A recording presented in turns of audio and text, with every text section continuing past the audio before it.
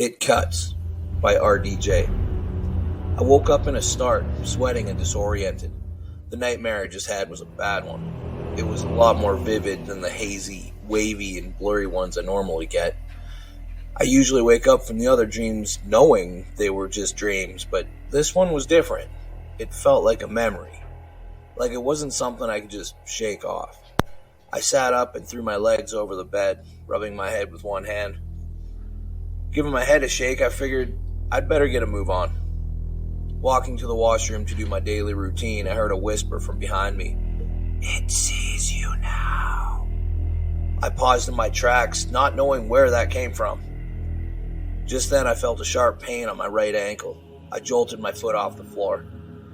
Turning to take a look at my foot to see what was going on, I got a cut? By what? I must have scraped it on something, I thought. It wasn't a large cut, but it would need covering.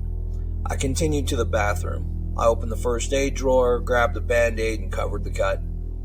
I had to put this all aside. I had to get to work.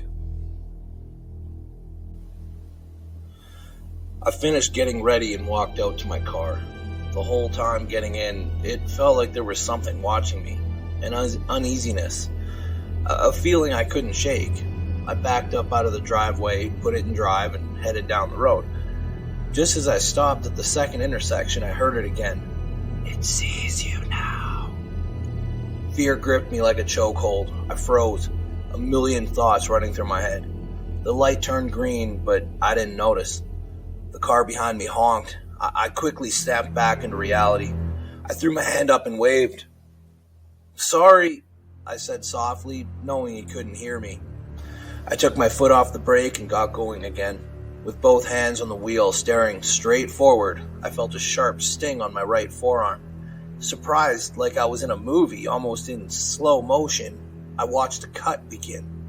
Through my shirt into my arm, deep and methodical, like that of a surgeon, slowly dragging down my arm, unable to pull away, unable to move.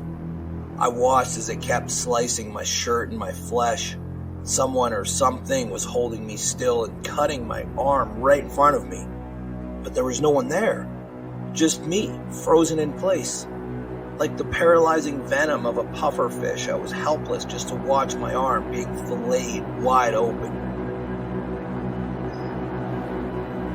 I couldn't move anything, let alone my arm.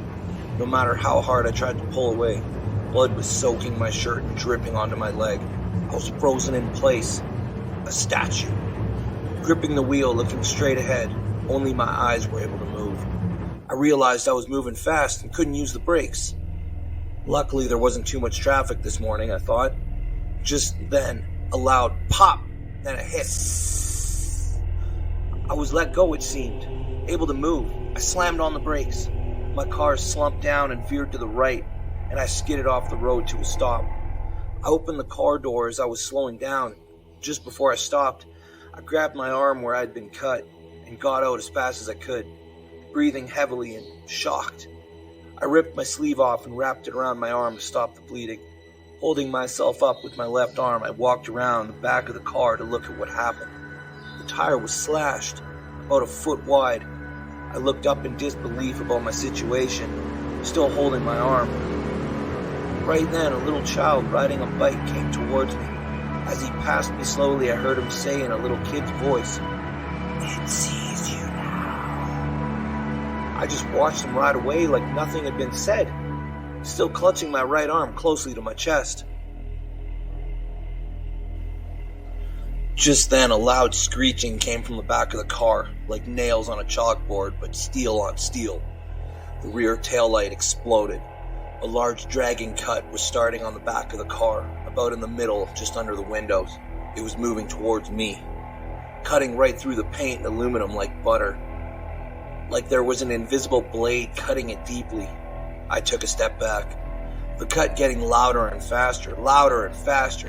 Then with a shing, it ripped past the door, past the hood, past the headlights, leaving a large open gash along the whole side of the car.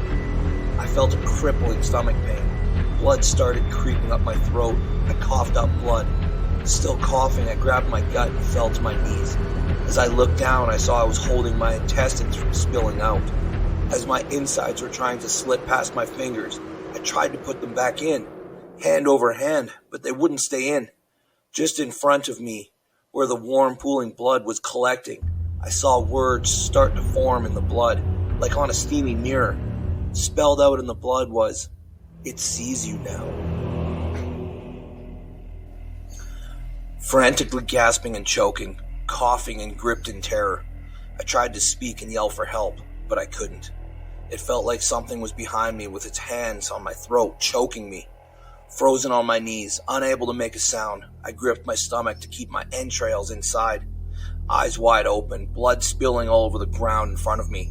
I tensed up like I was having a stroke, gurgling with full body jolts. My neck started to burn, the heat of a cut. A slice was beginning on my throat.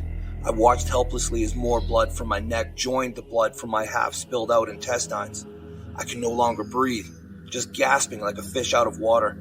I held on for as long as I could, frozen in place, just dying. It slowly started to get darker. I fell over to the ground on my side, still writhing, my contents spilling out completely, both hands grasping my throat. Just before it went completely dark, I heard one thing. "It sees you."